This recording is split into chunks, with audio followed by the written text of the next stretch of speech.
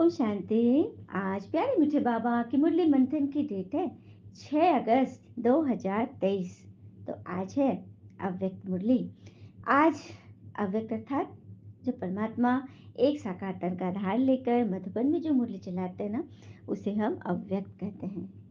तो आज बाबा ने जो टाइटल दिया है वो है परमात्म मिलन मेले की सौगात, ताज तख्त और तिलक। उसकी रिवाइज डेट कब की है? 31 मार्च 95 की। भगवान आके उस समय मुरली चलाए थे और उसकी फिर से रिवीजन चल रही है। क्योंकि देखो स्कूल में क्या होता है, पढ़ाई हो जाती है, फाइनल एग्जाम के पहले 1-2 महीना टीचर्स पूरा कोर्स कंप्लीट कर चुके होते हैं और वे कह देते हैं कि अब बच्चों को अपने से सब रिवीजन करना है, क्योंकि सारी पढ़ाई तो हो चुकी है। हम्म? इसीलिए भगवान ने 36 से भगवान आए और इतनी मूल्य चलिए तो सारा कोर्स तो बाबा ने कंप्लीट कर दिया है। अब रिवीजन चल रहा है। ठीक है, तो आज की टाइटल है परमात्म मिलन मेले की सौगात, ताज तख्त और तिलक। तो आज बेहद के बाबा बेहद में सभी बच्चों को देख रहे थे। बेहद का बाबा है और आप सभी भी बेहद के मालिक सो बालक हो। मतलब बाबा भी बेहद का है तो बच्चे भी बेहद के हैं। बाप दादा सभी स्नेही सहयोगी बच्चों को देख हर्षित हो रहे हैं और बच्चे बाबा को देख हर्षित हो रहे हैं। बाबा को ज्यादा खुशी है वह बच्चों को ज्यादा खुशी है, क्या कहेंगे? दोनों को ना। इसको कहा जाता है परमात्म मिलन मेला। मेले तो बहुत होते ही हैं, लेकिन परमात्म मिलन मेला एक ही संगम युग पर होता है, जो सारे कल्प में नहीं हो सकता। अब हो रहा है और होगा। आप सबको भी मेला अच्छा लग रहा है ना? बाबा पूछ रहे हैं। बाप दादा तो बच्चों के भाग्य को देखकर हर्षित होते हैं और दिल में गीत गाते हैं, वाह बच्चे वाह। जो भाग्य स्वप्न में भी न था, संकल्प में भी नहीं था, लेकिन अब साकार में श्रेष्ठ भाग्य अनुभव कर रहे हो। हर एक के मस्तक पर श्रेष्ठ भाग्य की लकीरें चमक रही है। सभी चमकते हुए सितारे हो ना? बाबा पूछ रहे हैं। बाबा तो देख रहे सबके श्रेष्ठ भाग्य की लकीर चमक रही है, तो बाबा पूछते भी है, आप सभी चमकते हुए सितारे हो ना? अपना ये श्रेष्ठ भाग्य स्मृति में रहता है ना? क्यों श्रेष्ठ भाग्य है? अब बाबा पूछे कि क्यों है? क्योंकि भाग्य विधाता द्वारा आप भाग्यवान आत्माओं का दिव्य ब्राह्मण जन्म जो हुआ है। सुना? क्यों हमारा भाग्य श्रेष्ठ है? क्योंकि स्वयं भाग्य विधाता भगवान हम भाग्यवान आत्माओं को दिव्य जन्म दिए हैं। बाबा को भी भाग्य विधाता कहते हैं, और ब्रह्मा को भी भाग्य विधाता कहते हैं। दोनों को कहते हैं भाग्य विधाता। और आप सबका जन्म बाप दादा द्वारा हुआ है। तो जिसका बाबा स्वयं भाग्य विधाता है, उसका भाग्य कितना श्रेष्ठ होगा। परमात्म मिलन मना रहे हो, हम्म डबल फॉरनेस ये भी मना रहे हैं। बेहद के मेले में अगर डबल विदेशी नहीं होते तो बेहद नहीं कहा जाता। सही बात है। अगर फॉरेनर्स यहाँ नहीं आते, विदेशी लोग नहीं जुड़ते मधुबन में, तो ये तो हद की सेवा हो जाती। बाबा कहते मेरे हद के बच्चे, क्योंकि भारत एक हद में है और भारत से भी दूर पूरे विदेशों से, ऑल ओवर वर्ल्ड से लोग आए तो हो गया ना बेहद। इसीलिए यह हद का मेला नहीं है, यह है बेहद का मेला।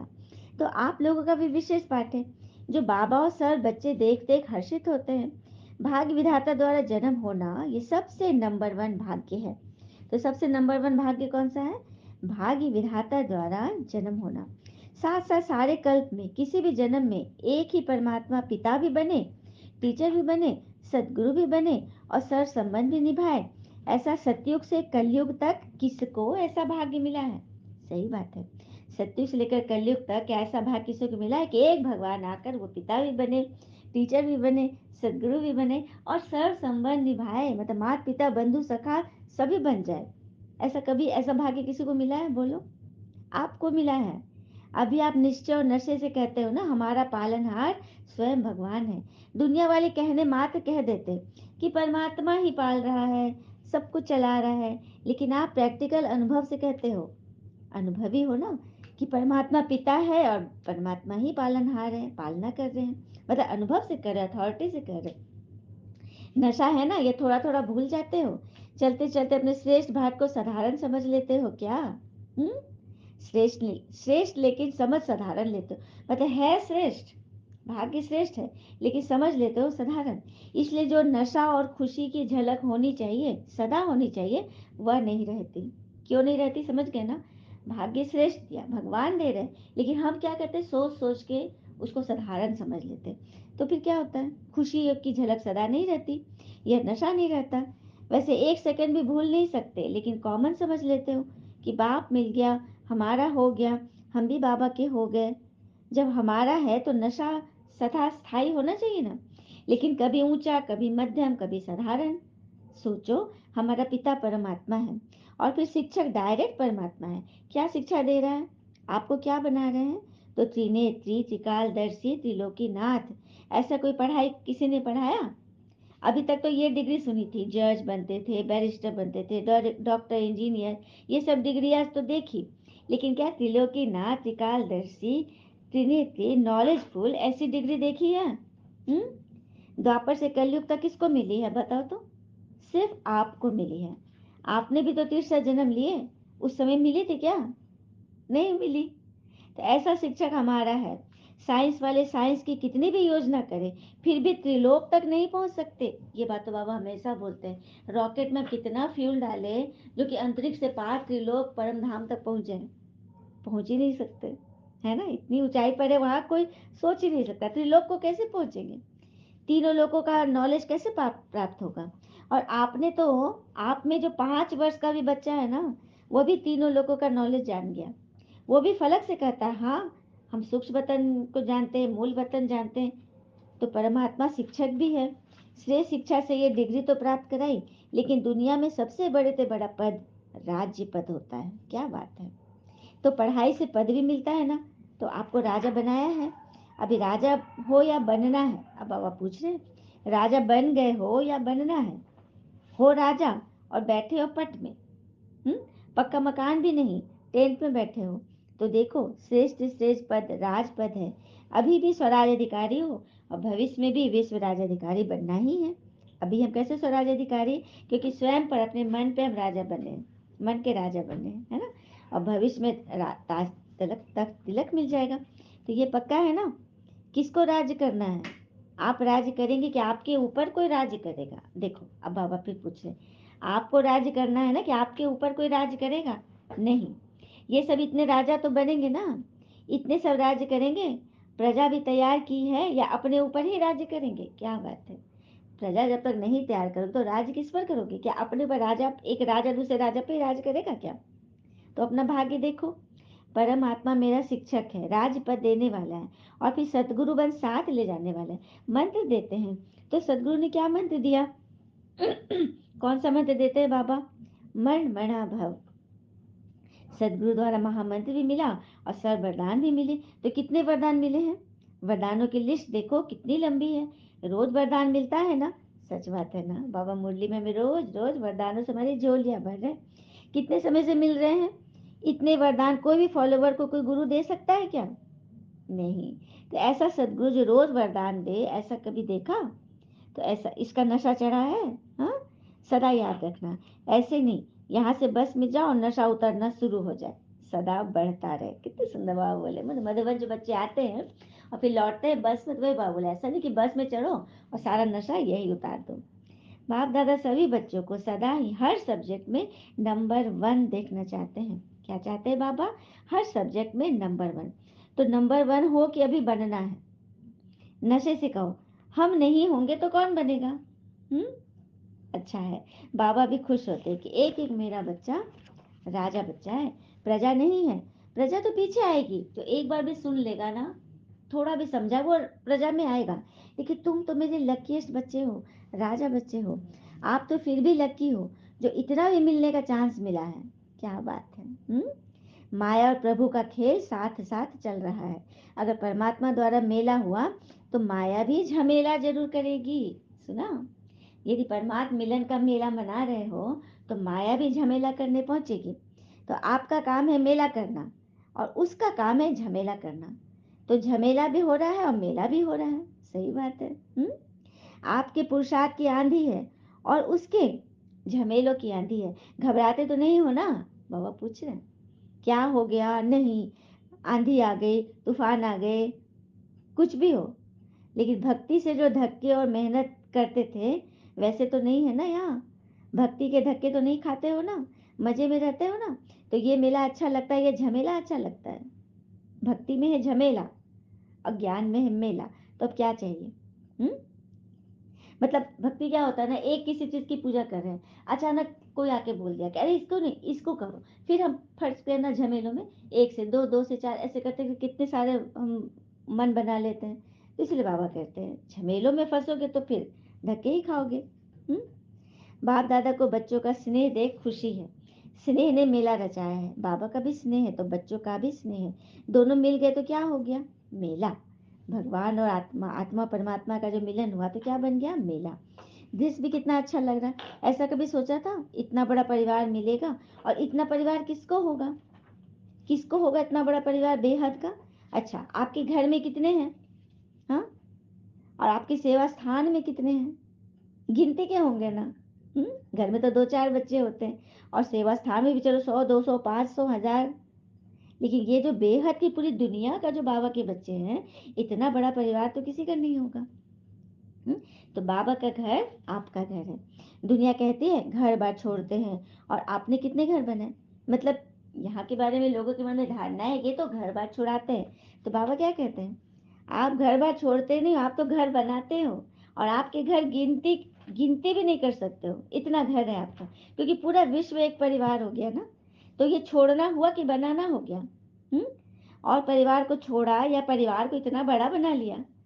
हाँ, सारे ब्राह्मण जितने भी जहाँ भी है एक स्थान पे यदि मिल जाए तो कितना बड़ा बेहद का परिवार।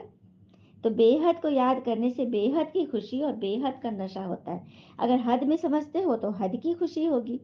सही बात है। छोटे छोटे परिवार में बस मैं, मेरा बच्चा, मेरा माता पिता, इतने बार सोचो तो क्या हो गया? कुएं के मेढक रह गए। जब पूरे विश्व का सोचो, जब पूरा बेहद का सोच रहे हो, तो बाबा ने बोला ना, जब बेहद का सोचोगे तो बेहद की खुशी, बेहद का नशा, बेहद की शांति, सुख मिलेगा। हम्म, ऐसा नहीं सोचना मैं तो फलाने देश का हूँ, मैं फलाने जोन का हूँ, तो ये हो गया हद का। क्या सोचना है? मैं तो बेहद का हूँ। बाकी अपने को बेहद सभी समझते हैं ना, तो उसके लिए नियम रखने पड़ते हैं। कई ऐसे भी सोचते हैं कि ऐसे खाना, ऐसे पीना, ये करना पड़ता है। तो कायदे में फायदा है। सुना? बाबा ने जवाब दिया। बच्चे कहते हैं ना ये करना, ये छोड़ना, ऐसे करना है। तो कायदा में फायदा है। ये बंधन नहीं है, लेकिन विघ्नों से निर्बंधन बनाने का साधन है। सुना? ये जो बंधन बाबा जो डाल रहे हैं, जो लोगों को लगता है कि ये बंधन है, तो ये बंधन नहीं है, बल्कि विघ्नों से निर्बंधन बनाने का साधन है। कितनी सुंदर बात है। क्योंकि आप मर्यादा पुरुषोत्तम तो आप ही हो ना। हाँ, या सिर्फ दादियाँ हैं? आप भी हो। सबके लिए बराबर मुरली है। मर्यादा पुरुषोत्तम अर्थात मर्यादा के अंदर रहने वाले, वही तो बनेंगे मर्यादा पुरुषोत्तम। तो हाँ जी का पाठ पक्का किया? अच्छा, और जब कोई बात हो जाती है तो हाँ जी होता है या ना जी हो जाता है? जब कोई ऐसी बात करते हो तो हाँ जी के बदले ना जी में इतने पक्के हो जाते हो, तो बाबा भी कहे तो भी नहीं सुनते। जैसे माया आ गई, फंस गए, मुरली से हट गए, तो भगवान भी कह रहे हैं नहीं सुनेंगे।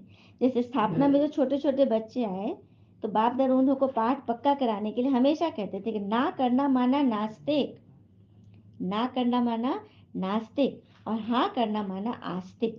तो बाबा पूछेगा आप तो आप सब कौन हो? आस्तिक हो कि नास्तिक हो? हम्म, या कभी कभी बन जाते हो? खेल करते हैं ना, माया के भी नॉलेजफुल हो गए हो। बाबा कहते हैं माया के भी नॉलेजफुल हो गए, क्योंकि माया भी नॉलेजफुल है। गिराने में माया नॉलेजफुल है, और उड़ने में आप नॉलेजफुल हो। सही बात है। माया गिराई, परिस्थिति आई, अब आप उड़ गए तो आप क्या बन गए? नॉलेजफुल। तो खेल चल रहा है ना। हाँ, तो माया भी देखती है कि इसकी उड़ान थोड़ी नीचे ऊपर हो गई, तो देख कर वार करती है। कब वार करती है माया? जब आपकी उड़ान थोड़ी धीमी हो गई, थोड़ी नीचे की ओर आप आ रहे हो, और माया तो नीचे ही रहती है ना, तो पकड़ेगी ही, वार करेगी। और आप नॉलेजफुल होने के कारण जान जाते हो, तो हार नहीं खाते हो, लेकिन विजय का हार तो गले में पड़ा हुआ है। आपको पता है कि मेरे गले में तो विजय का हार पड़ा हुआ है। तो नॉलेजफुल हो, जैसे नॉलेजफुल बनते हो तो उस हार से ऊपर उठ जाते हो। सबके गले में विजय की माला है या कभी कभी उतार देते हो? बाबा पूछ रहे हैं। बाबा पूछ रहे हैं सबके गले में विजय की माला पड़ी हुई है ना, या कभी कोई उतार देते हो? अच्छा, फिर बाबा ने बोला कि पीछे वाले सभी मौज में हो ना, क्योंकि मधुबन में काफी सारे बच्चे आ जाते हैं, तो आगे पीछे तो हो गई होगा। तो पीछे वाले यदि थोड़ा मुंह देकर अरे हम तो बहुत पीछे हो गए बाबा से, तो बाबा बार बार पीछे वाले तरफ देखते हैं कि पीछे वाले भी मौज में हो ना। हाँ, डायमंड जुबली मनाने की तैयारी कर रहे हो ना? तो बाबा अपने सभी बच्चों को राजा बच्चे कहते हैं। सब राजा है, राजा तख्त नसीन होता है ना, और राज की निशानी है ताज तख्त और तिलक। किसी राजा राजा की निशानी क्या होती है? राज्य की निशानी ताज तख्त और तिलक। तो बाप दादा इस वर्ष में चाहे नए हो चाहे पुराने, अगर नए भी हो तो समाप्ति का समय तो नए के लिए भी समीप है और पुरानों के लिए भी समीप है। ऐसा नहीं समझना कि अभी तो काफी समय बाकी है, कि बाबा कहते कि बस समय तो आ गया। राज अधिकारी अर्थात तिलकधारी। इस स्मृति का तिलक अविनाशी है, साधारण नहीं। मैं तिलकधारी हूँ, मैं विश्व कल्याण की जिम्मेवारी का ताजधारी हूँ। कितना बड़ा विश्व है और आप सभी विश्व कल्याणकारी हो। अकेला बाबा नहीं, बाबा के साथी आप सभी हो। बाबा कहते मैं अकेला नहीं हूँ, मुझे अकेले नहीं करनी कोई सेवा, मेरे साथ आप सब साथी हो। तो विश्व कल्याण की जिम्मेवारी के ताजधारी और सदा बाबा के दिल तक नशीन। नीचे नहीं आना, सदा तख्त पे बैठना।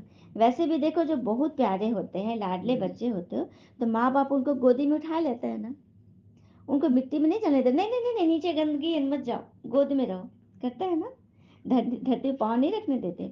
तो जो आप इतने लाडले हो या और आने वाले हैं आप हो, तो तख्त को छोड़ कभी साधारण स्वरूप साधारण संकट इस मिट्टी में या धरनी पे पाँव मत रखना। सुना बाबा ने क्या कहा? आप ताज तख्त धारी हो तो हमेशा ऊंचे तख्त पर रहो, कभी भी मिट्टी पे पाँव मत रखना। मतलब साधारण व्यर्थ संकल्प मत चलाना। बुद्धि रूपी पाँव सदा तख्त नशीन हो, क्योंकि परमात्मा पिता के बच्चे हो, कोई महात्मा धर्मात्मा के नहीं बच्चे हो। सुना, किसके बच्चे हैं हम? डायरेक्ट परमात्मा के बच्चे।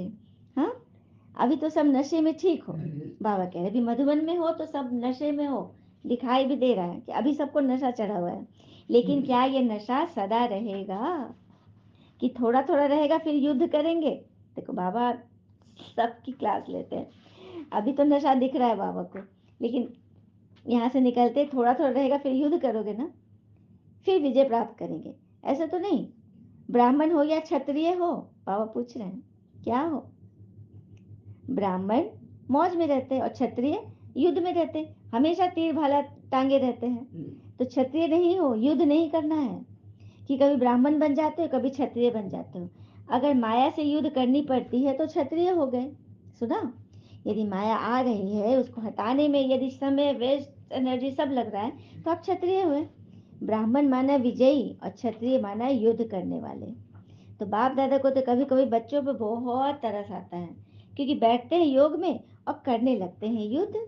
क्योंकि उस वक्त शांति में जब बैठते हो ना तो बातें इतनी याद आएगी, तो फलना ये चलना ये, मतलब सारी बातें, मतलब योग तो सब ठप पड़ जाएगा और खाली वही सब बातें याद आएगी जो कि आपके लिए विघन रूप है।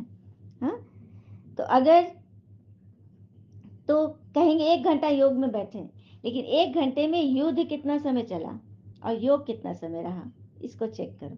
अगर किसी भी कारण से अनुभूति नहीं होती है तो इसका मतलब युद्ध की स्टेज हो गई। योग में यदि अनुभूति नहीं हो रही है तो आप युद्ध में हो, युद्ध कर रहे हो अपने आप से। हम्म, बाप दादा कहते हैं योगी बच्चे हैं और बन जाते हैं योद्धे बच्चे, युद्ध करने वाले। कब तक युद्ध करेंगे? अंत तक करेंगे क्या? छुट्टी दे दे, भले युद्ध करो, छुट्टी चाहिए? नहीं चाहिए। फिर क्यों करते हो? हम्म, बाबा ने तो छुट्टी नहीं दी युद्ध करने की, कि नहीं बच्चे सप्ताह में 6 दिन पढ़ो और 1 दिन छुट्टी, युद्ध करो। कभी बोला बाबा ने? कभी नहीं, कभी नहीं। फिर क्यों करते हो? कमजोर हो जाते हो ना तो माया अधीन बना देती है, और जो नहीं चाहते हो वह हो जाता है। जैसे कोई कोई सर्वेंट बहुत भोले भाले होते हैं तो मालिक उसे अधीन बना लेते हैं। सच बात है, जो सर्वेंट बहुत भोले होते हैं ना, मतलब मालिक का आज्ञा टालने में उनको बहुत डर होता है। जो चीज मालिक ने बोला रात 12 बजे भी, तो वो सर्वेंट उठकर काम करेगा, क्योंकि उसके मन में इतना भय समाया हुआ है, क्योंकि वो मालिक के एकदम अधीन है। हाँ, तो उसी तरह से माया आपको गुलाम बना लेती है, आप भोले भाले सर्वेंट बन जाते हो उसके, जो माया चाहती है वो करा देती है। हाँ, और बाबा चाहते हैं मालिक बनो, नहीं चाहते। कई बच्चे कहते हैं ना, कहना नहीं चाहते थे लेकिन कर दिए, हाँ, बोलना नहीं चाहते लेकिन हो गया, ऐसा सुनना नहीं चाहते लेकिन सुन लिया। ये क्या है? ये तो अधीनपना है ना। माया कराती है, माया बोलती है कि करो, और हम करने लग पड़ते, क्योंकि अपने अंदर शक्ति है ही नहीं। हाँ, तो हर एक बच्चा योगी बच्चा है, युद्ध वाला नहीं है। बाप दादा को बच्चों की युद्ध की मेहनत अच्छी नहीं लगती। हम्म परमात्म बच्चे तो सदा मौज में रहने वाले होंगे ना, कि युद्ध की मेहनत करने वाले। तो क्या बनेंगे, योगी बच्चे या योद्धे बच्चे? योगी बनेंगे या थोड़ा थोड़ा युद्ध करेंगे, पूछ रहे हैं बाबा। हम्म कहने में तो हाँ हाँ कर रहे हो, जब करते हो उस समय फोटो निकलता है। सुना, अभी तो जैसे बाबा मधुबन में पूछ रहे हैं तो हाँ हाँ करते हो, हाँ बाबा हम युद्ध करने वाले नहीं हैं, हम मौज में रहने वाले बच्चे हैं। हाँ, तख्त पर बैठने वाले बच्चे हैं। तो अभी तो हाँ हाँ कर रहे हो, लेकिन जिस समय युद्ध करते हो, नाजी करते हो, उस समय का फोटो भी निकल रहा है। तो इस बार सभी का चार्ट हो, सदा राज अधिकारी तो अधीनता समाप्त। अच्छा, फिर बाबा ने सभी को याद प्यार दिया। सर्व देश के विदेश के सर्व सूक्ष्म स्वरूप से दृश्य देखने वाली आत्माएं, चारों ओर के सदा श्रेष्ठ पालना में पलने वाली, श्रेष्ठ पढ़ाई से राज्य पद पाने वाली आत्माएं, सदगुरु द्वारा सर्व वरदान प्राप्त करने वाली आत्माएं, सदा मायाजीत विजयी रत्न, सदा युद्ध को छोड़ राजयोगी स्थिति में स्थित रहने वाली श्रेष्ठ आत्माओं को बाप दादा का याद प्यार और नमस्ते नमस्ते। हम बच्चों की भी इतना बाबा जो हमें इतना श्रेष्ठ बना रहे हैं, इतना लायक बना रहे हैं, इतना ताज तलक धारी, हमें त्रिलोकी त्रिनेत्री बना रहे हैं, ऐसे पिता को दिल से याद प्यार और नमस्ते वरदान दिया बाबा ने। एकांत और एकाग्रता के अटेंशन द्वारा तीव्र गति से सूक्ष्म सेवा करने वाले सच्चे सेवाधारी भव। एकांत और एकाग्रता के अटेंशन द्वारा तीव्र गति से सूक्ष्म सेवा करने वाले सच्चे सेवाधारी। अब एकांत एकाग्रता के अटेंशन कैसे रखेंगे, तो बाबा ने समझाया, दूर बैठे बेहद विश्व के आत्माओं की सेवा करने के लिए मन और बुद्धि सदा फ्री चाहिए। देखो, घर परिवार में तो हम वाणी से, अपनी सेवा से, कर्तव्य से सेवा करते ही हैं, लेकिन दूर बैठी आत्माओं की सेवा कैसे करेंगे? हाँ, तो मन और बुद्धि सदा फ्री होने चाहिए, माया फ्री। आप माया प्रूफ हो। छोटी छोटी साधारण बातों में मन और बुद्धि को बिजी मत किया करो। छोटी सी बात है, पता है, कारण आया, तुरंत निवारण करके तुरंत उसको आउट। तो मन और बुद्धि जब सदा फ्री रहेगी ना, तभी आप विश्व की आत्माओं प्रति सेवा करोगे, प्रकृति की सेवा करोगे। तीव्र गति की सूक्ष्म सेवा के लिए एकांत और एकाग्रता पर विशेष अटेंशन दो। तीव्र गति की सूक्ष्म सेवा, पूरे विश्व की सेवा के लिए एकांत और एकाग्रता पर विशेष अटेंशन दो। बिजी होते भी बीच बीच में 1 घड़ी 2 घड़ी निकाल एकांत का अनुभव करो। बिजी होते हुए भी बाबा कह रहे 1 घड़ी 2 घड़ी निकाल कर एकांत का अनुभव करो, मतलब साकाश दो।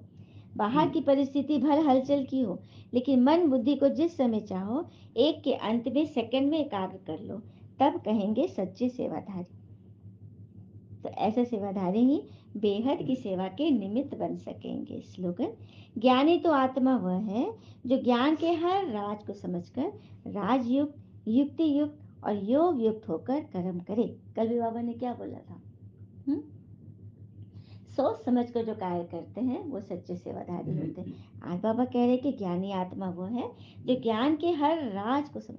देखो, ज्ञान का हर राज समझना अर्थात ड्रामा के हर एक राज को जो समझेंगे वो कभी भी नाराज नहीं हो सकते। जिसको राज नहीं पता है वो नाराज होंगे, जिनको पता है वो कभी नाराज नहीं होंगे। वो हर एक बात में पक्के, हर एक बात को स्वीकार करते हुए आगे बढ़ते चलेंगे। और ऐसे बच्चे ही समझदार, राजयुक्त युक्ति युक्त और योग युक्त होकर कर्म करने वाले बाबा के फेवरेट बच्चे होंगे, अर्थात ज्ञानी तो आत्मा। अच्छा, ओम शांति। शुक्र मीठे बाबा, वो बाबा के प्यारे प्यारे बच्चे, आप सबका जीवन सदैव शुभ हो। ओम शांति।